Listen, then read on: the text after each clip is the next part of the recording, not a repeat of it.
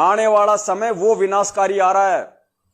क्योंकि अभी हाल ही कल एक भगत भाई बहन को सौंपन आया, क्योंकि पुण्यात्माओं, इस दुनिया के जो भविष्य वक्ता हैं, जो आए दिन फेसबुक पे जो ये चिल्लाते रहते हैं, भविष्यवाणियां जो करते रहते हैं, ये भी ठीक है, ऐसा नहीं कह सकते कि वो गलत है, क्योंकि उनके पिछले जन्म की भक्ति है।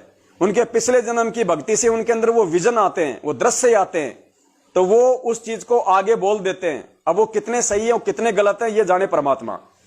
लेकिन जो परमात्मा के शरण में आ गए, जो बंदी छोड़ के जो बच्चे हो गए और जो मर्यादा में रह के भक्ति कर रहे, जिनके पिछले जन्म के संस्कार अच्छे हैं, पुण्यात्मा, उनको आगामी परिस्थितियों के लिए जो विजन आएगा, वो आप सही भविष्य वक्ता मान लेना, वो वैसा ही होगा। और आज पूज्य गुरुदेव जी संकेत ही करेंगे, ध्यान रखना, परमात्मा इशारा ही करेंगे। परमात्मा किसी को निमित्त बना के ही आप तक सूचना पहुंचाएगा कि बेटे आने वाले समय में क्या होने वाला है और किस प्रकार से तुम्हें कितना सावधान होना है।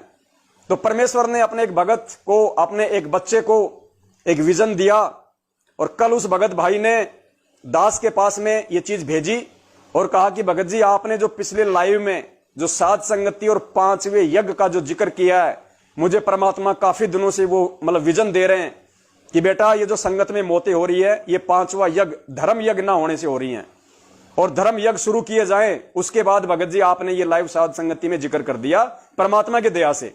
परमेश्वर ने एक तरफ तो मुझे प्रेरणा की, एक तरफ परमात्मा ने आपको प्रेरणा करके लाइव बुला दिया। तो भगत जी धार्मिक भंडारे अर्थात संगत में साध संगति और सत्संग की बहुत ज्यादा जरूरत है वर्तमान में। तो उसके लिए उन्होंने मुझे एक अपना जो दृष्टांत है, उनको जो सौंपन आया कल या परसों, उन्होंने मुझे भेजा मैसेज लिख के। आप जी एक बार ध्यान से सुन लीजिए। वैसे तो मैंने सभी ग्रुपों में डाल दिया है, लेकिन इस पे चर्चा करनी बहुत ही अहम है, क्योंकि पुण्यात्माओं ये जो बात है ये सत्य है। ये बात सत्य इसलिए है क्योंकि ये गुरु जी के सत्संगों से भी मेल खाती है, ये जय गुरुदेव की भविष्यवाणियों से भी 100% मेल खाती है, ये नास्त्र दमस की भविष्यवाणी से भी 100% मेल खाती है। और ऐसा ही होना है, और परमात्मा भी यही चाहता है। और ऐसा होगा तो फिर संगत का क्या होगा? संगत में से कौन बचेगा? क्योंकि जो काल का दंड है वो तो समान रूप से सब पे पड़ेगा। अब कौन बचेगा? जगत में तो वो बचेगा जिसके भक्ति संस्कार मजबूत हैं, और संगत में वो बचेगा जो मर्यादा में है। तो इसलिए आप और हम सभी सत्सेवकों की ये बहुत विशेष जिम्मेदारी बन जाती है कि जितना ज्यादा हो सके उतना हम ये संदेशे परमपिता परमेश्वर के बच्चों तक पहुंचाएं, संगत तक हम पहुंचाएं, ताकि संगत इन काल एजेंटों के झांसे से निकले, गुरुजी के बेटा बेटी भाई बंधु रिश्तेदार जवाई कोऑर्डिनेटर फर्जी नामदान संचालकों के बहकाव में से निकले, साथ संगति से जुड़े, अपनी मर्यादाओं को ठीक करे, गुरुदेव से माफी मांगे अपनी उन तमाम गलतियों के लिए जो उन्होंने पिछले 7 वर्षों में की है। बंदी छोड़ दयालु है, माफ करेगा। और जब ज्ञान आधार से जुड़ोगे, साथ संगति से परमेश्वर के वचन अनुसार चलोगे, तो मर्यादा खंडित नहीं होंगी, तो परमेश्वर रक्षा करेगा। वरना आने वाले समय में तो वही भयंकर विनाश होगा जो इस भाई को गुरुदेव ने दिखाया है। दास आपको यह पढ़ के सुना रहा है। भगत जी सतसाहिब दास को कल एक सपना आया कि देश विदेश में एक वायरस फैल गया जिसका नाम पाईगिनिया। पुण्यात्माओं ध्यान रखना, वायरस का नाम बताया पाईगिनिया। हो सकता है वायरस का नाम कोई दूसरा भी हो, वायरस का नाम कोई दूसरा भी आ जाए, कोई जरूरी नहीं है। और यह नाम भी आ सकता है, कोई बड़ी बात नहीं है। और पहले से भी भविष्यवाणी हो रखी है कि 5-6 महामारियां आएंगी, एक से बढ़ के एक। तो इन्होंने कहा कि भगत जी सतसाहिब दास को कल एक सपना आया कि देश विदेश में एक वायरस फैल गया जिसका नाम पाईगिनिया था। अगर इसको गुरुजी आके बोलते ये बात, तो हम मान लेते कि भाई यही नाम रहेगा वायरस का। लेकिन इनको सौंपन आया था, परमात्मा ने इनको संकेत किया है, इनको इशारा किया है। इसलिए हम कह रहे हैं कि वायरस का नाम चेंज भी हो सकता है, ये भी हो सकता है, कोई बड़ी बात नहीं है। भगत जी सतसाहिब दास को कल एक सपना आया कि देश विदेश में एक वायरस फैल गया जिसका नाम पाईगिनिया था, जो खाने की सभी चीजों पर, पानी पर और हवा में बहुत तेजी से फैल रहा था। लोग भी यही भविष्यवाणियां कर रहे हैं आने वाले समय के लिए। लोग उस बीमारी से बुरी तरह तड़प तड़प कर मर रहे थे। लोग जो भी चीज खा पी रहे थे उसमें वह वायरस मौजूद था। बच्चे जवान सबका बुरा हाल हो रहा था। दाने दाने के लिए लोग मोहताज हो गए थे। खाने को कुछ नहीं रहा था।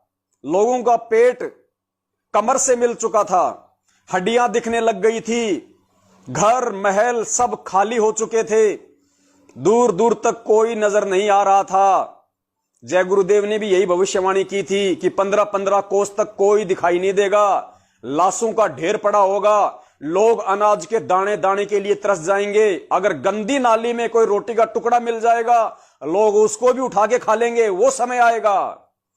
और गुरुदेव ने, पूज्य गुरुदेव संत रामपाल जी महाराज ने जय गुरुदेव की भविष्यवाणियों का समर्थन किया है।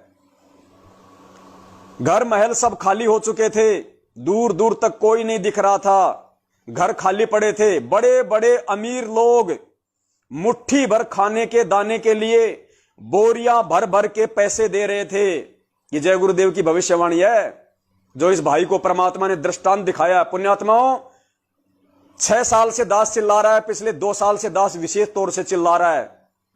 और वर्तमान में जो परमात्मा, वर्तमान की जो स्थितियां हैं देश और विदेश की, आपको पता है कि पूरे काबुल देश पे कब्जा कर लिया गया। 100-100 रुपए में वहां की लेडीजों को बेचा जा रहा है, तालिबानियों के द्वारा 100-100 रुपए में वहां की औरतों को बेचा जा रहा है। लोगों ने हर जगह पे अपना कब्जा कर लिया, नरसंहार हो रहा है। पूरे काबुल पे उन आतंकवादियों ने कब्जा कर लिया।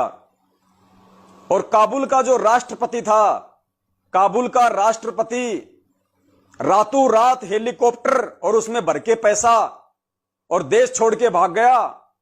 काबुल का राष्ट्रपति अपने 3 लाख की आर्मी को छोड़ के, अपने देशवासियों को छोड़ के, बिना किसी को बताए रातों रात काबुल छोड़ के भाग गया। आप सबको पता है, ये तो पिछले 5 दिन पहले की बात है। तो क्या हिंदुस्तान वाला नहीं भाग सकता? क्या दूसरे देश वाले नहीं भाग सकते? पुण्यात्माओं, दुनिया भगवान को भगवान तभी मानेगी जब लोग त्राही त्राही करेंगे, त्राही त्राही। भक्तों की भी एडी से लेके चोटी तक यूं रूह कांप जाएगी कि बाहर हो क्या रहा है, आंखों से देखा नहीं जाएगा। उस समय को परमात्मा इस भगत के माध्यम से संगत के सामने पेश करवा रहे हैं। अगर कोई समझ जाए तो कि आने उस समय से तुम कैसे बच सकते हो। वो समय तो आएगा, वो तो डेफिनेटली आएगा। इस भगत को परमात्मा सौपन ना दिखाते तो भी आएगा, जय गुरुदेव भविष्यवाणी ना करते तो भी आएगा। पूज्य गुरुदेव जी ने जो बोल दिया वो बोल दिया। इसीलिए परमात्मा ने कहा था कि बच्चों, आने वाले समय में यदि ऐसी कोई नौबत आई, 2 दाने घर में होंगे, परमात्मा सुबह मटका भर देगा। रसोई में अगर 2 दाने भी होंगे ना, 2 दाने भी या नहीं होगा, तो परमात्मा आटा, तेल, नमक सब फुल कर देगा। सुबह आपको आटे का पीपा भरा हुआ मिलेगा, पिसा पिसाया। क्यों कहा गुरुजी ने? मजाक के लिए कहा था। अंतर्यामी को पता कि वो समय आएगा, इसलिए परमेश्वर ने कहा कि 2 दाने होंगे तो परमात्मा मटका भर देगा। वरना ठीक ठाक का समय, सही समय, लोग काम कर रहे हैं, जॉब कर रहे हैं। आज क्यों नहीं भर रहा पीपा? क्योंकि आज खाने को मिल रहे हैं, आज आप काम कर सकते हो, आज आपके पास में पैसा है, मार्केट में सामान मिल रहा है। लेकिन कल को उस विनाशकारी समय में वो सामान नहीं मिलेगा। दाने दाने के लिए लोग तरसेंगे। जय गुरुदेव ने कहा था, गंदी नाली में रोटी का टुकड़ा मिलेगा, लोग सोचेंगे खा लूं। और यही परमात्मा इस भाई को दिखा रहे हैं यहां पे सौपन में। घर महल सब खाली हो चुके थे, दूर दूर तक कोई नहीं रहा था, घर खाली पड़े थे। बड़े बड़े अमीर लोग मुट्ठी भर खाने दाने के लिए बोरियां भर भर के पैसा दे रहे थे, खाने को कोई दाना नहीं मिल रहा था। लोग रस्सियां गोल गोल करके पानी पी रहे थे कि जिंदा तो रहना है। मुट्ठी भर लोग रह गए थे, वो भी सिर्फ वो जो भक्ति कर रहे थे। मुट्ठी भर लोग जिंदा रहे, कौन? जो भक्ति कर रहे थे। और पुण्यात्माओं, इस न्यू वर्ल्ड ऑर्डर का जो सिस्टम है आप सबको पता है, क्लियर हो चुका है। उस काल भगवान, उस शैतान की प्रेरणा से ये जितने भी सरकारें चल रही हैं देश विदेश की, इन सब ने एक एजेंडा बना रखा है कि पूरे विश्व की जो 8 अरब जनसंख्या है उसमें से केवल 100 करोड़ लोग ही रहने चाहिए। मात्र 100 करोड़, 1% लोग बस। तो वो इतनी अरबों की जनसंख्या कैसे समाप्त होगी? वो काल भगवान करवाएगा नए नए तरीकों से। अब देखना, प्रकृति के साथ में जो खिलवाड़ किया गया है, और प्रकृति तो छोड़ो, बहुत छोटी चीज है, परमेश्वर के साथ जो खिलवाड़ किया गया है। हमें पूज्य गुरुदेव जी ने सेऊ सम्मन की जो कहानी बताई, उसका मतलब क्या था? सेऊ सम्मन को जब कहीं कोई आटा नहीं मिला उस नगर में, सब उसके गुरु का मजाक उड़ाने लगे। तू तो कहता था मेरा गुरु भगवान है, मेरा गुरु ये कर देता है, वो कर देता है। अब क्या तेरे गुरु को खिलाने के लिए आटा भी नहीं है? मांग अपने गुरु से। बेचारी ने अपना जो चीर होता है, जो लुगड़ी थी, जो अपनी जो चुन्नी थी जिसको ओढ़ती थी, वो भी उसने गिरवी रखने की बोल दी। तो लोगों ने कहा कि फटी हुई है तेरी ये चुनड़ी, हम नहीं देंगे इसका आटा। हर तरीके से परेशान हो गए, उनको बेटे की गर्दन काटनी पड़ी। क्या सोच के? सेऊ की पत्नी नेकी ने कहा कि गुरुजी सत्संग में सुनाते हैं कि साधु अगर भूखा चला जाए तो पूरा जो नगर है वो तहस नहस हो जाता है। साधु भूखा चला गया तो हमारी वजह से हम गुरुजी को भोजन नहीं करवा पाए, हमारी वजह से पूरे नगर पे आफत आ जाएगी, पूरे नगरवासी मरेंगे। कोई भूकंप आएगा, कोई बाढ़ आएगी, कोई सूखा पड़ेगा, कुछ भी होगा। क्योंकि भगवान जिस नगर से, जिस गांव से भूखा चला जाए वो नगर बर्बाद हो जाया करता है। तो उनको अपने बेटे की गर्दन तक काटनी पड़ी उस नगरवासियों को बचाने के लिए। तो पुण्यात्मा, आज तो वो परमात्मा, वही परमात्मा इन राजनेताओं का सताया हुआ, इन काल एजेंटों का सताया हुआ, अपने बेटा बेटी भाई बंधु रिश्तेदार जवाई का सताया हुआ, वही बंदी छोड़ पिछले 7 साल से सूखी रोटियां चाप रहा है हिसार जेल में, सूखी रोटी। और बाहर उनके नाम से घेवर बना बना के खाए जा रहे हैं देसी घी के। बाहर उनके नाम से अपने 36 बिरादरी वाले भाई बहनों को देसी घी के बूंदे खिलाए जा रहे हैं, उसी के संगत से पैसा वसूल करके। और संगत को डराया जा रहा है कि गुरु जी का आदेश है भंडारा नहीं करना, और उसी संगत के पैसों से जगत वालों को देसी घी के हलवे और भंडारे करवाए जा रहे हैं। तो इस धरती का विनाश नहीं होगा तो क्या होगा? इस संगत का विनाश नहीं होगा तो क्या होगा? और जगत वालों का तो विनाश होया पड़ा है। उन्होंने तो गुरु जी को कभी उस दृष्टि से देखा ही नहीं, वो तो गालियां निकालते रहे, देशद्रोह का मुकदमा लगा दिया, किसी ने सच्चाई जानने की कोशिश नहीं की, उम्र कैद करके जेल में डाल दिया। पुण्यात्माओं, क्या बीतेगी इन लोगों के ऊपर, इसका अंदाजा नहीं लगाया जा सकता। और जब इतना बीतेगा और इतना प्रेशर इस दुनिया पे बढ़ेगा, उनकी जान पे बनाएगी, जो बचेंगे उनके, उसके बाद उनको भगवान की याद आएगी। अब सुनो आगे।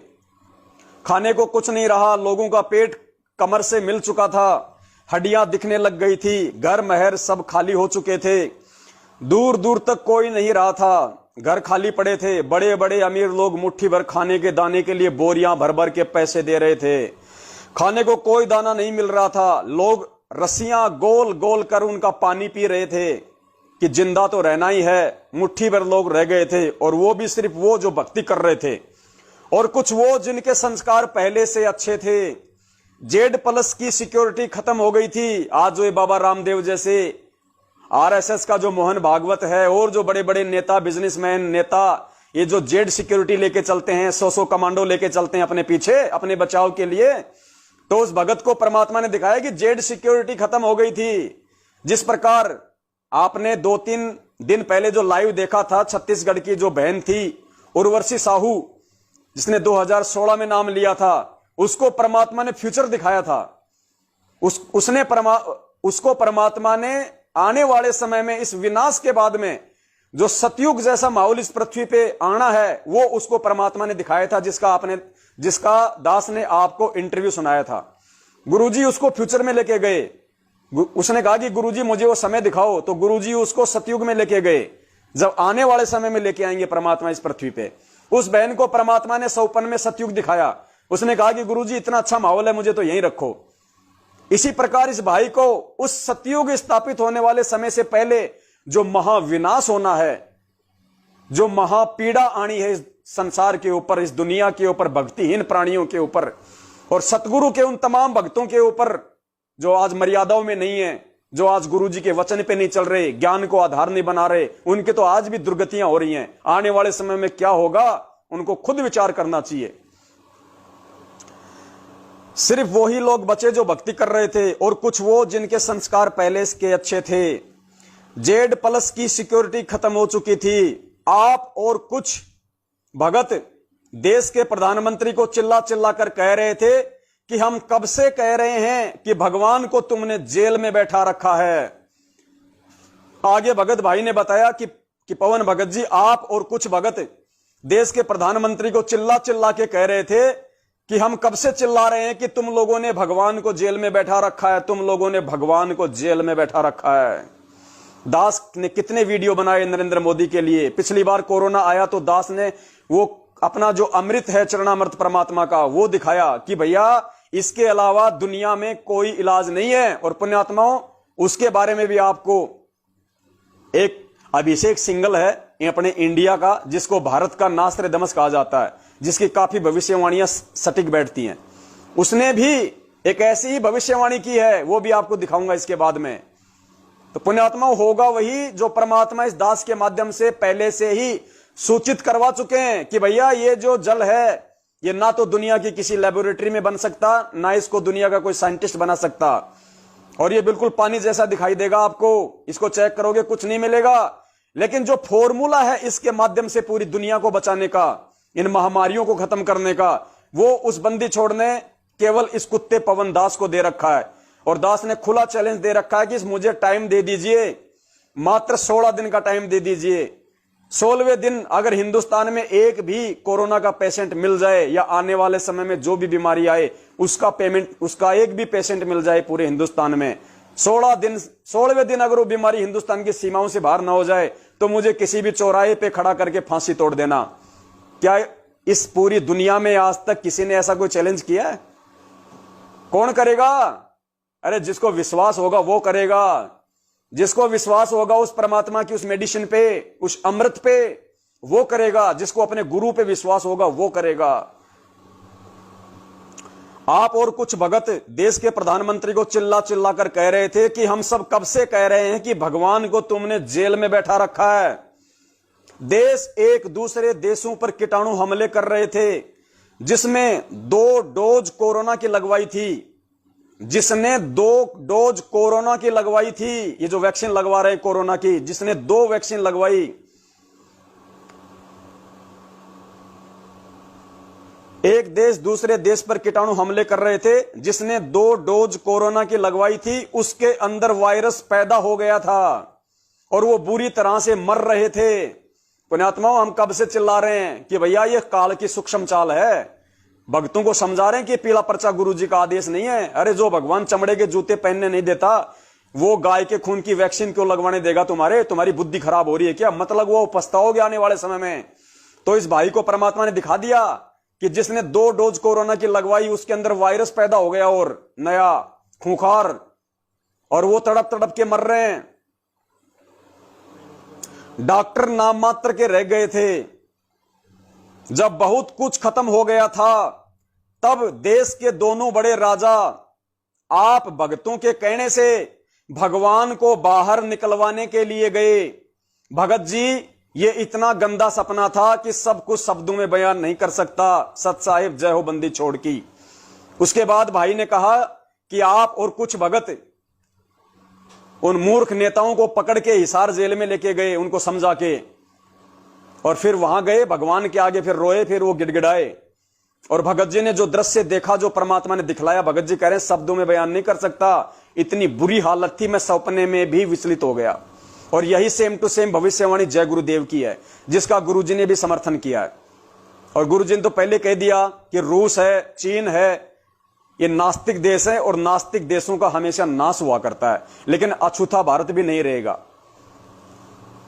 क्योंकि गुरुजी के साथ में ज्यादतियां भारत वालों ने की है, गुरुजी के साथ में बदसलूकी भारत देश वालों ने की है।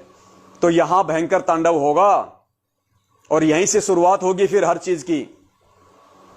तो पुण्यात्माओं, इसलिए परम पिता परमेश्वर सतगुरु रामपाल जी महाराज उन तमाम आत्माओं को सौपन में दर्शन दे रहे हैं, उनको इशारे कर रहे हैं, किसी किसी को मुसदास के रूप में उनको संकेत कर रहे हैं।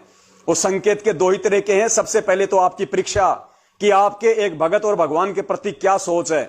दूसरा, परमात्मा ये संकेत कर रहे हैं मुसदास का रूप दिखा दिखा के, या मुसदास के रूप में कोई सौपन दिखा के कि बेटा मेरा आशीर्वाद है उसके साथ में और साथ संगति से जुड़े रहो। अरे मैं किसी को तो निमित्त बनाऊंगा, मैं तो जेल में बैठा हूं, शरीर रूप में तो आ नहीं सकता बाहर में, वरना फिर लोग कहेंगे ये तो बाबा है, ये तो चमत्कारी है, ये तो जादूगर है, ये तो भगलीगर है। लोग मेरे से वैसे दूर हो जाएंगे, तुम भी दूर हो जाओगे। तो मैं किसी न किसी को तो निमित्त बनाऊंगा तुम्हारे को संदेशा देने के लिए। तो मैंने उस 2 कौड़ी के कुत्ते पवन दास को खड़ा कर रखा है। मेरे ज्ञान से तुम तुलना करो, वो जो बोल रहा है, वो जो भोंक रहा है, और साथ संगति से जुड़े रहो। साथ संगति से जुड़ने का मतलब है कि मर्यादाओं में रहोगे। आने वाले समय की आपत्तियों से तुम्हें आगाह करता रहेगा, तुम्हें क्या बचाव का रास्ता है वो बताता रहेगा। तुम्हारे मन में जो खरपरवाह, जो शंकाएं आएंगी, उनका समाधान होता रहेगा। तुम्हारे अंदर मेरे प्रति वो भाव, दृढ़ता बनी रहेगी, भक्ति और भगवान के प्रति विश्वास बना रहेगा, तो तुम डगमग नहीं होगे। आने वाले समय में जो आपत्ति आएंगी, तुम उनमें डरोगे नहीं, घबराओगे नहीं। तुम्हारे को एक विश्वास रहेगा कि हम तो परमपिता परमेश्वर के बच्चे हैं। हम तो अपने भाई पवन दास के जो साध संगति का जो कार्यक्रम है, और उन्होंने जिस प्रकार से हमें बताया, जैसा उसको गुरुजी ने प्रेरणा की कि बेटा ये कैसे बच सकते हैं, क्या बचाव का साधन है, कौन कौन सी वो क्रियाएं हैं, कौन कौन से वो धार्मिक वो यज्ञ हैं। तो पुण्यात्माओं, परमात्मा जैसे जैसे दास को प्रेरणा करते जाते हैं, दास तो आप जी के साथ में भोगता रहता है और सारे तरीके परमात्मा निकालता है। परमात्मा को मालूम है कि आने वाले समय में क्या होने वाला है और भक्तों को किस प्रकार से वो क्रिया करनी है। तो इन्हीं मैनेजमेंट वालों के माध्यम से ही परमात्मा ने सारे काम करवा दिए। कमला बहन के प्रति इनके मन में जो खरपतवार आई, नेपाल के स्टेट कोऑर्डिनेटरों ने कमला बहन के प्रति शिकायत की यहां पे गुरुजी की बेटी मंजू को, कि वो जो नेपाल की जो कमला है, वो तो संत रामपाल जी महाराज जी को भोग लगाती है देसी घी के हलवे का। इसकी शिकायत करो। शिकायत की गई, ऑडियो निकाली गई। ऑडियो से ही परमात्मा ने संगत में जगह जगह भंडारे, अब वो भोग लगाने शुरू करवा दिए, क्योंकि वो परमात्मा ने वो करवाना था। तो परमात्मा ने दास को फिर निमित्त बनाया, वीडियो बना, और परमात्मा ने पूरी संगत में संदेशा दिया कि बच्चों, जो भगवान तुम्हें बचा सकता है, जो भगवान तुम्हारा उद्धार कर सकता है, नालायको, उसी का तो भोग लगाओगे। अरे कागज की फोटो को भोग लगाओ, फिर तो तुम्हारे मेरे जगत वालों में क्या अंतर हो गया। तुम कागज की फोटो को भोग लगाओ जो आज है ही नहीं इस धरती पे, वो दाढ़ी मूछ वाला वो रूप आज है ही नहीं, और तुम कागज को भोग लगा रहे हो। फिर तो वो पत्थरों को भोग लगा रहे हैं, राम कृष्ण ब्रह्मा विष्णु महेश देवी दुर्गा को भोग लगा रहे हैं दुनिया वाले, तुम कागज को और वो पत्थरों को। फिर क्या अंतर हो गया तुम्हारे में और उनमें। अरे मैं जिंदा कबीर बैठा हुआ हूं तुम्हारे सामने सतगुरु रूप में। नालायको, मेरे से सत्संग सुन रहे हो, मेरे से आशीर्वाद ले रहे हो, मेरे से मोक्ष की उम्मीद कर रहे हो, मेरे से ज्ञान लिया, मेरे से मंत्र लिया, मेरे से समाधान लिया, मेरे सत्संगों के माध्यम से, और तुम मुझे भोग नहीं लगा रहे, मुझे भगवान नहीं मान रहे, तो कैसे बचोगे? कौन बचाएगा फिर और तुम्हें? वो कागज की फोटो बचाए तो उसको भोग लगाओ, वो पत्थरों के भगवान बचाए तो उनको भोग लगाओ। तो पुण्यात्माओं, पिछले 1-1.5 साल से तो बहन नेपाल में भोग लगा रही थी, पिछले 2 साल से पवन दास भोग लगा रहा है। और अब जैसे ही परमात्मा की आत्माओं को मालूम पड़ा कि भैया 42 मिनट की भोग की आरती जो यूट्यूब पे है, हमारी जो नित्य नियम जो पुस्तक है उसमें लिखी हुई है, संध्या आरती के बाद में भोग की आरती, भोग लगाने की विधि, और सिंपल तरीके से लगाना है।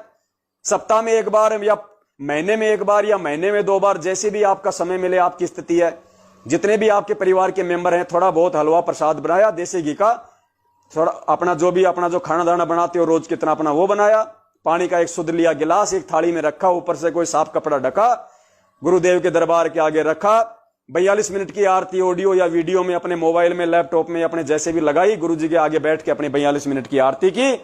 उसके बाद अपना भोग प्रसाद खाया, भंडारा लिया, गुरुजी का सत्संग सुना, हो गया भोग। अरे साधु भूखा भाव का, धन का भूखा ना है।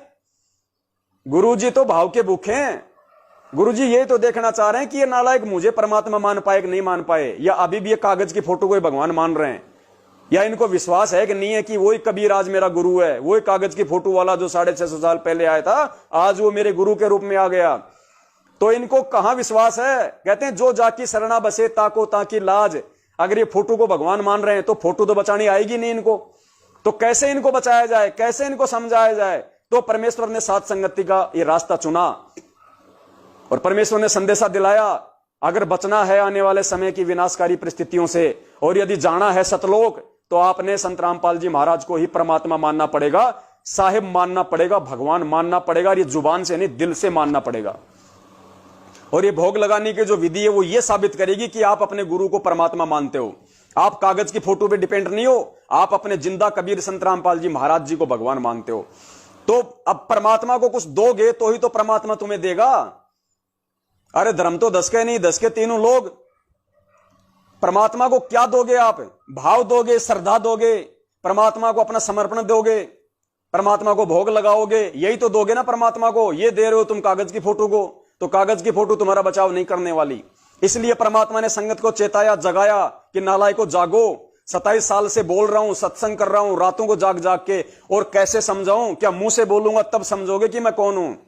और मुंह से बोल के समझाया तो तुम नालायकों को बिजली पीढ़ी में जन्म देने का मतलब क्या है? तुमको शिक्षा देने का मतलब क्या है? ऊपर से सात संगत दी मैंने चलवा दी 1 साल से, फिर तुम्हारा फायदा क्या हुआ? तो पुण्यात्माओं, जिस भाई की जैसी श्रद्धा हो, जिसको जैसा समय मिले, महीने में 1 बार, महीने में 2 बार या सप्ताह में 1 बार, संडे को या जैसे भी गुरुजी को हलवा का भोग लगाओ। जैसी आपकी श्रद्धा है, भले रोटी का भोग लगाओ मालिक को, लेकिन बड़े प्यार से गुरुजी को भगवान समझ के लगाओ। 42 मिनट की भोग की आरती यूट्यूब पे मिल जाएगी, आपको ढूंढ लेना। भोग की आरती जो 42 मिनट की हो उसी को लेना, वो खाली भोग की आरती है।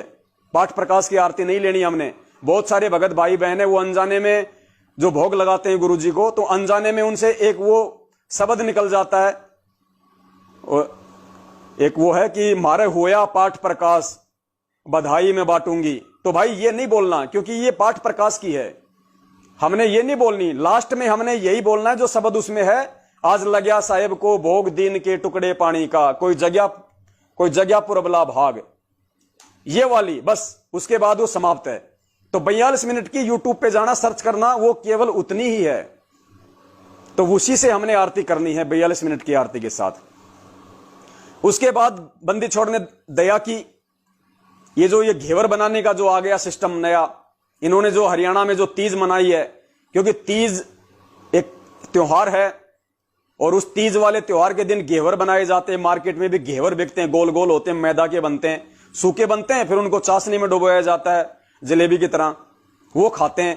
तो ये तो नालायक है मैनेजमेंट वाले। तो इन्होंने तो अपनी परंपराओं का निर्वाह करना, ये कोई भगत तो है नहीं, तो इन्होंने मौका देख लिया, नाम ले दिया सेवादारों का, और तीज वाले दिन इन्होंने सिंहपुरा आश्रम में 35-35 किलो के घेवर उतार दिए। उन परंपराओं का बोझ अपने ऊपर लाद लिया। तो पुण्यात्माओं, हमने ये गलतियां नहीं करनी। और परमात्मा ने दया की, जब भक्तों ने इनकी पूंछ दबाई कि भैया घेवर किस खुशी में, किसकी मां मर गई, अरे किसकी पत्नी भग गई, किस खुशी में घेवर मनाए जा रहे हैं, तो इनको इतना पीछा किया, इतना पीछा किया, इनको अंत में ऑडियो निकालनी पड़ी। अंत में ऑडियो निकालनी पड़ी कि गुरुजी, वो गुरुद्रोही फोन कर रहे हैं बार बार और कह रहे हैं कि घेवर किस खुशी में बनाए। तो दया हो गई बंदी छोड़ की। उधर से कह दिया गया कि खुशी क्या होती है, कभी भी बनाओ, कभी भी खाओ, कोई भी खा सकता है। तो आदेश मिल गया। आदेश तो खैर हमारे पास तो ज्ञान आधार से है ही, हम तो पहले से ही बना रहे हैं, खा रहे हैं, ऐसी बात नहीं है। पहले से ही परमात्मा साथ संगति करवा रहे थे, पहले मेरठ में करवा रहे थे, जयपुर में थी, ये तो खूब मना करते थे मैनेजमेंट वाले, तो भंडारे का आदेश नहीं है, हमें तो ज्ञान आधार से चल रहे थे ना। लेकिन अब उन लोगों के लिए भी छूट मिल गई, उनका भी वो भ्रम निवारण हो गया जो उस ऑडियो को गुरुजी की ऑडियो बोलते हैं। अरे तो तुम्हारे गुरुजी ने कह दिया भैया उस ऑडियो के माध्यम से कि कोई भी खाओ बनाओ, तो जो परमात्मा घेवर बनाने के लिए मना नहीं कर रहा, जो परमात्मा मिठाई बना के खाने के लिए मना नहीं कर रहा, वो परमात्मा सत्संग में जो भगत आएंगे सत्संग सुनने, उनको भंडारा करने से क्यों मना करेगा? ये भंडारे तो इन नालायकों ने मना कर रखे हैं अपने धार्मिक धंधे के लिए, ताकि भगत लोग आवे, सत्संग सुने, सूखा दान पात्र में डालें, इनके ऊपर कोई खर्चा ना करना पड़े, इनको कोई भंडारा ना खिलाना पड़े, वो खर्चा ना हो किसी प्रकार का, बस सूखे पैसे हमारे पास आए। इसलिए इन नालायकों ने काल प्रेरणा से गुरुजी का आदेश लेके संगत में भंडारे बंद करवा रखे हैं। और इसी भंडारे बंद करवाने के चलते संगत का 5वां यज्ञ बंद हो गया, धार्मिक यज्ञ, धर्म यज्ञ। अरे पहला यज्ञ ज्ञान का, दूसरा यज्ञ ध्यान। तो ज्ञान होता है गुरुजी का सत्संग, ध्यान होता है ध्यान से सुनना। तीसरा यज्ञ है हवन, तो ज्योति हम कर रहे हैं अपने घर में। चौथा है प्रणाम यज्ञ, तो हम दंडोत भी कर रहे हैं। 5वां है धर्म यज्ञ, तो धर्म यज्ञ नहीं हो रहा। पहले गुरुजी आश्रम में थे, हम वहां जाते थे, वहां हम गुरुजी को दान देते थे, जो भी पैसा देते थे उससे सब भक्तों का भंडारा होता था, हमारा धर्म यज्ञ हो रहा था, धार्मिक यज्ञ हो रहा था। अब हमारा 5वां यज्ञ नहीं हो रहा पिछले 7 साल से। सत्सेवक तो कर रहे हैं इसलिए फूल की तरह, लेकिन मैनेजमेंट वाले नहीं कर रहे, उनके झांसे में आके बाकी संगत नहीं कर रही तो देख लो किस तरीके से कैर टूटे हुए हैं। कोरोना में हजारों मर गए, आए दिन मर रहा है, कोई एक्सीडेंट हो रहा है, कोई बीमार हो रहा है। नेपाल का कोई कोऑर्डिनेटर है वो अकाल मौत मर रहा है, हॉस्पिटलों में दम तोड़ रहे हैं इनके कोऑर्डिनेटर। इनके जम्मू का जो कोऑर्डिनेटर है वो बेमौत मरा, इनका एक सूरत का कोऑर्डिनेटर है वो बेमौत मरा। सूरत का कोऑर्डिनेटर क्या नाम था उसका, कानजी भाई था, कानू भाई था, भगत बताते हैं उसने ब्याज पे पैसे दे रखे थे लोगों को। बताओ, कोऑर्डिनेटर तो इनके ब्याज पे पैसे देते हैं, और ब्याज के पैसे मांगने गया तो झगड़ा हो गया, सामने वाले ने मारा सिर में लठ, कानू भाई वहीं गिर गए। तो इनके कोऑर्डिनेटरों की ये हाल हो रही है, उल्टे मार्ग पे चलने के कारण, मैनेजमेंट को ही अपना गुरु मानने के कारण, पीले पर्चे को ही अपना गुरु मानने के कारण, धर्म यज्ञ ना करने के कारण, गुरु जी की मर्यादाओं को तोड़ के घर पे बैठने के कारण। तो पुण्यात्माओं, हमने गलती नहीं करनी, परमात्मा इसीलिए संदेश दिलवा रहे हैं। और ये जो मैसेज जो है अपना आज का जो वीडियो है, सबसे ऊपर दास ने लिखा है www.sankasamadhan.com। आप सभी अपना नाम गांव पता उसमें जरूर डालना, ताकि कोई भी भगत अगर कोई भंडारा करे, कोई समागम करे, तो उसको मालूम पड़े कि मेरे जिले में कौन कौन भगत हैं, उनको सूचित किया जा सके। और जो भगत भाई बहन भंडारा करे कहीं भी, तो भैया एक बार अगर आप जी उचित समझें तो मेरी ये निवेदन है, मेरी ये प्रार्थना है, अगर मेरा नंबर नहीं लगे तो मधु बहन है अपने कजोड़ जी हैं, आप उनसे सलाह जरूर ले लें। गलती ना हो जाए कोई, देखो आप करो अपने स्तर पे, हमें कोई दिक्कत नहीं है, लेकिन गलती अगर जरा सी भी हो गई तो परमात्मा लाभ नहीं देगा, उल्टा नुकसान होना शुरू हो जाएगा। तो एक बार सलाह जरूर कर लें कि भगत जी परमात्मा हमारे अंदर ये प्रेरणा कर रहे हैं और हम इस तरीके से यहां पे करना चाहते हैं, तो भगत जी क्या सिस्टम करें, किस तरीके से करें, तो भगत जी आपको समझा देंगे। तो जहां भी समागम रखो, जहां भी सत्संग रखो, जितने भी भगत भाई बहन आवे, तो दास ने आपको बता दिया था कल कि भगत जी जहां तक हो सके रात का रखना सत्संग, शनिवार का रखना, शनिवार को सत्संग रखना, शनिवार को रात को 8 बजे भगत उसमें वहां पे पूज्य गुरुदेव जी को भोग लगेगा। और 8 बजे से पहले पहले हलवा भी बन जाना चाहिए, 8 बजे से पहले पहले भंडारा भी तैयार हो जाना चाहिए, उसके बाद कुछ नहीं। और सब भक्तों को सूचित कर देना कि भगत जी 8 बजे गुरु जी को भोग लगेगा, तो शनिवार को 8 बजे तक जिसने आना होगा आ जाएगा, 8 बजे आ जाए, अपना कोई टेंट वांट का जैसा भी सिस्टम है अपना वो कर लेना, हल्का फुल्का नीचे कोई मैट वगैरह कोई टेंट हाउस से ले आना। 8 बजे गुरुदेव को 42 मिनट की भोग की आरती के साथ में भोग लगेगा। उसके बाद में सबको जो है हलवा प्रसाद दिया जाए, सबको भंडारा करवाया जाए। 10 बजे तक आप जी फ्री हो जाओ, खाना वाना खा के भोग वाग लगा के। 10 बजे तक जो छोटे बच्चे हैं वो भी सो जाएंगे, आपको कोई डिस्टर्ब नहीं करेगा। रात का ठंडा मौसम रहेगा, घंटा 2 घंटा गुरु जी का सत्संग सुनो। जो भाई सत्संग करे अपने अड़ोसी पड़ोसी गांव वालों को भी बुलाओ, पर्चे बंटवा दो, कोई दिक्कत नहीं है कि भैया सतगुरु रामपाल जी महाराज जी का सत्संग है, भंडारा है, आप जी आइए, आपका स्वागत है। इस तरीके से स्टैंड पे पर्चे उर्चे बंटवाओ, उनको टाइम बता दो कि 8 बजे का भोग है, आप जी भोग में होइए शामिल, और उसके बाद में फिर भंडारा है। तो 8 बजे भोग लगा दो, 10 बजे तक खाना वाना फ्री करो। 10 से 11 या 12 2 घंटे का गुरु जी का सत्संग सुन लो, 1 घंटा सुन लो। 10 से 11 1 घंटे का गुरु जी का सत्संग रख लो।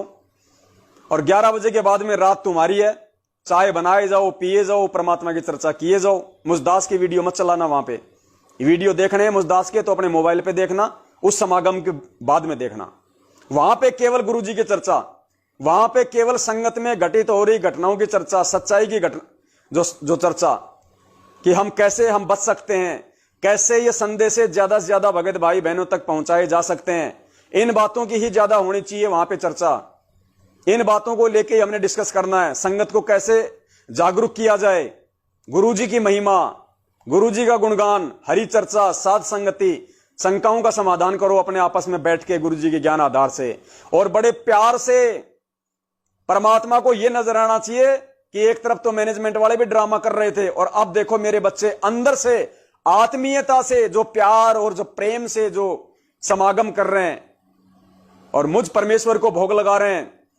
और जब परमेश्वर को भोग लगेगा तो पुण्यात्मा वहां पे दाढ़ी मूछ वाली फोटो नहीं होनी चाहिए, केवल अकेले पूज्य गुरुदेव जी की, और पूरी फोटो होनी चाहिए परमात्मा की।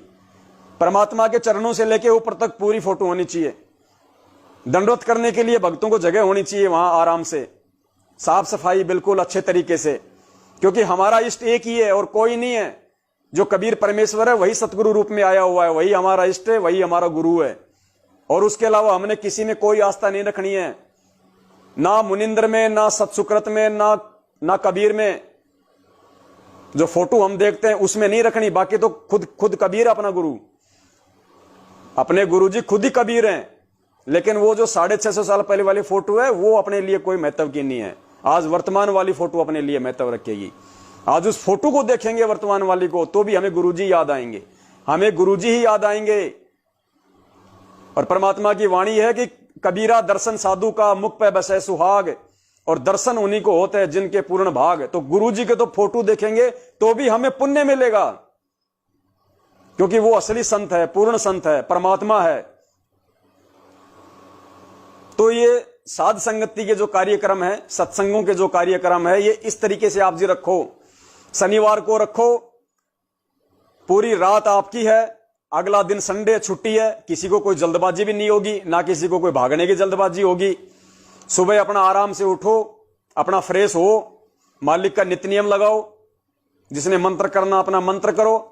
8 बजे चाहो तो परमात्मा को फिर से हलवा प्रसाद का भोग लगा दो। सुबह 5 बजे उठ के 2-3 भाई बहन माताएं हलवा बना लो। 8 बजे परमात्मा को फिर नहा धो के अपना बंदी छोड़ को भोग लगा दो।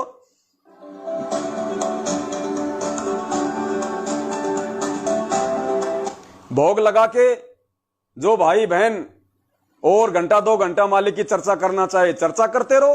रात को रुकना चाहे तो संडे है, क्या दिक्कत है, अपने टेंट में वहीं रहो, अपने आराम से अपना पंखा वंखा कोई वो कूलर वालर की व्यवस्था कर लो, मालिक की चर्चा सुनो, भंडारा करो। रात को भी करो चाहे संडे को चर्चा, कोई दिक्कत नहीं है। जो जाना चाहिए उसको अपना हाथ जोड़ के विदा करो। भंडारा वंडारा जो बच जाए उसको बांध दो, बच्चों के लिए रखना नहीं अपन ने कुछ भी। और फालतू में किसी भगत ने कोई अटरम पटरम नहीं लेके आना। गलती से जो भगत भाई बहन कोई फल फ्रूट ले आवे, कोई मिठाई ले आवे, तो ध्यान रखना मिठाई अगर डालडा घी की है तो गुरुजी को भोग नहीं लगाना और ना भगतों में बांटना। और भगत को बोल देना, भगत जी आगे से आपने गलती नहीं करनी है, ना तो कोई मिठाई लेके आनी है, ना कोई फल फ्रूट लेके आने। यहां जो परमात्मा जो बनवा रहे हैं वही अपने लिए ठीक है, क्योंकि फालतू में फिर आज वो लाएगा, फिर कल दूसरा लाएगा, फिर कल को सभी लाने लग जाएंगे, तो फिर भंडारा खाओगे और मिठाइयां खाते रहोगे। तो जो भगत भाई बहन अनजाने में लेके आ जाए, अगर वो देसी घी की है तो गुरुजी को सबसे पहले भोग लगाओ, फिर बाकी भक्तों में बांट दो। अनजाने में कोई अगर कोई फल फ्रूट ले आता है तो साफ करके पहले गुरुजी को भोग लगाओ और फिर बाकी संगत में बांट दो। बाकी सबको मना करो कि भगत जी आगे से कोई मिठाई कोई फल फ्रूट वगैरह नहीं लेके आएगा। और डालडा का कोई ले आए, डालडा घी का, तो बिल्कुल गुरुजी को भोग नहीं लगाना है। और भंडारा जो बनेगा वो या तो आप अपना रिफाइंड में बनाओ या आप अपना देसी घी में बनाओ, 2 ही चीजों में बनेगा। डालडा में भंडारा नहीं बनेगा परमात्मा का। या तो रिफाइंड में, जैसा हम खाते हैं अपने घर पे रिफाइंड की सब्जी खाते हैं, पूरी सब्जी उतार लेते हैं रिफाइंड में, या तो तेल में बनाओ या फिर देसी घी में बनाओ। डालडा में बिल्कुल भंडारा मत बनाना, यूज ही नहीं करना, गुरुजी का आदेश है। ज्योति में भी नहीं डालना डालडा तो, क्योंकि ये जानवरों की चर्बी से बनती है और हमारे परमात्मा इन सब चीजों के खिलाफ है, क्योंकि जीवों को मारा जाता है। उसके बाद में पुण्यात्माओं, जो भी सहयोग राशि वहां कोई भगत अगर वो देना चाहे तो ध्यान रखना, मैनेजमेंट वालों की तरफ बिल्कुल ड्रामेबाजी नहीं, कोई दान पत्र नहीं रखना। कोई भगत अगर वहां पे दंडवत करे, अगर वहां परमात्मा के दरबार पे 10, 20, 100, 50 रुपए रखना चाहे, क्योंकि सबको ज्ञान नहीं होता एकदम से, धीरे धीरे मालूम पड़ता है, तो आपने हाथ जोड़ के बड़े प्यार से उनको मना करना है। ऐसा नहीं हो रहा भगत जी तूने क्या कर दिया ना, प्यार से। पुण्यात्माओं, बहुत बुरी तरीके से काल ने हमारे को फंसा रखा है। प्यार से उसने रख दिया, कोई दिक्कत नहीं, दंडवत कर रहा उसको करने दो। दंडवत करके उठे तो प्यार से समझाओ कि भगत जी देखो ये काम तो मैनेजमेंट वालों के, भाई आपकी श्रद्धा है, आपके भाव है, कोई दिक्कत नहीं, सेवा आपसे ली जाएगी, अभी आप अपनी जेब में रखो, अभी अपना परमात्मा का भोग लगेगा, भंडारा होगा, सत्संग होगा, चर्चा करेंगे रात को, और सुबह जब जाओगे तो पूरा खर्चा यहां सबके सामने निकाल के रखेंगे कि Bhagat ji total A to Z ये खर्चा हुआ है। उसमें सबका सहयोग बनता है, क्योंकि वो धर्म यज्ञ है ना, सबको उसमें सहयोग करना है। तो मान लीजिए 5,000 रुपए का खर्चा आया तो पुण्यात्माओं, आपने 5,000 रुपए ही लेने हैं संगत से। अगर भगत भाई दे रहे हैं अपनी खुशी से, तो बस उनके लिखते जाओ। जब आपके 5,000 रुपए पूरे हो जाएं और पीछे भगत खड़े हैं लिखवाने के लिए, मना कर दो, नहीं लेने। यह भी सोच के नहीं लेना कि अगले भंडारे में काम आ जाएंगे, वरना फिर परमात्मा मेहर नहीं करेगा। फिर परमात्मा सोचेगा इन नालायकों को आगे का तो विश्वास ही नहीं है कि आगे परमात्मा देगा कि नहीं देगा, ये तो आगे की तैयारी करने लग गए।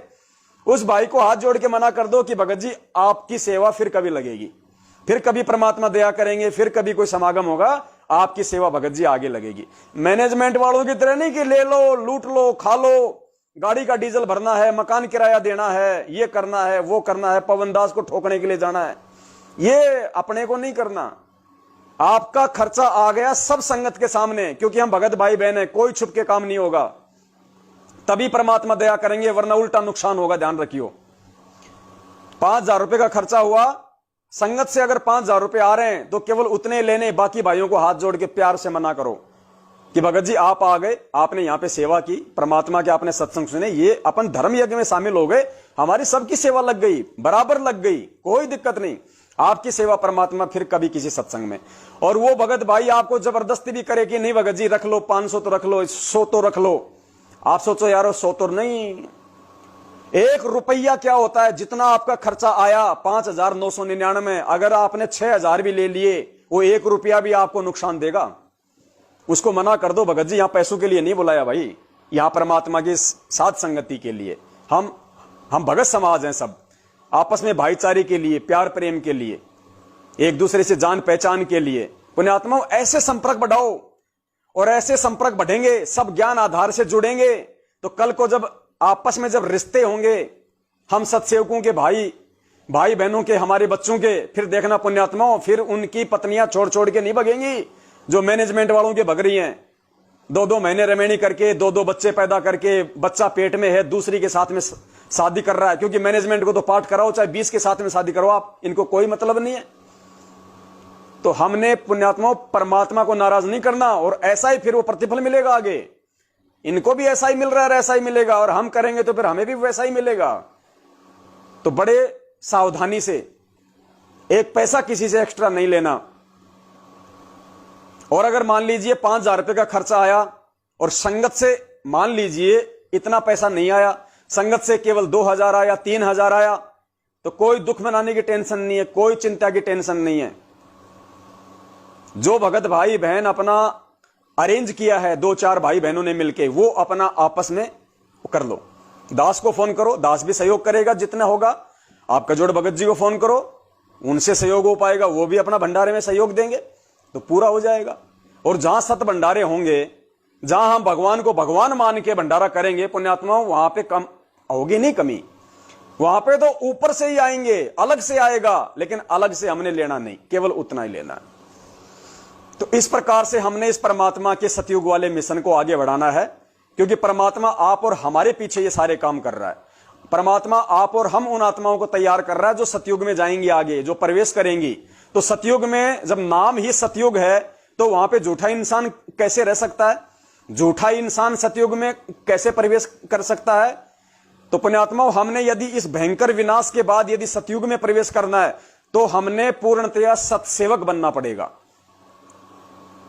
जगत वाले तो वही प्रवेश कर पाएंगे जिनके संस्कार मजबूत हैं। बाकी भगत समाज में यदि कोई साध संगति से नहीं जुड़ा, यदि कोई सत्सेवक नहीं बना, पुण्यात्मा, वो चाहे गुरु जी के परिवार वाले हो, वो चाहे कोई कोऑर्डिनेटर हो, वो सतयुग में प्रवेश नहीं कर पाएगा। क्योंकि सतयुग के लिए फिर परमात्मा के पास बहुत आत्माएं होंगी। जरूरी नहीं है कि परमात्मा इसी भीड़ को वहां ले जाएंगे, बिल्कुल नहीं ले जाएगा। गिने चुने व्यक्ति जाएंगे, गिने चुने व्यक्ति जो हीरे मोती लाल है परमात्मा के। बाकी परमेश्वर तैयार कर देंगे अपने बच्चों को। अरे सत्सेवकों से फिर आगे जो संतानें उत्पन्न होंगी, वो भी तो परमात्मा के हीरे मोती लाल ही उत्पन्न होंगे। वो तो बने बनाए भगत होंगे, बने बनाए सत्सेवक होंगे। तो 1000 साल मार्ग चलेगा। परमात्मा को जल्दी क्या है? परमात्मा फिर पूरी दुनिया में भीड़ कर देगा, अरबों खरबों की फिर परमात्मा संख्या कर देगा धीरे धीरे। लेकिन परमात्मा गंदगी को सतयुग में लेके नहीं जाएगा। मस्तक लाग रही मारे गुरु चरण की दूर, मस्तक ई मारे गुरु चरणा की जब ये धूल चढ़ी मस्तक पे, जब ये धूल धूलिया हो गई दूर मारे गुरु चरणा की दूर इड़ा पिंगला दम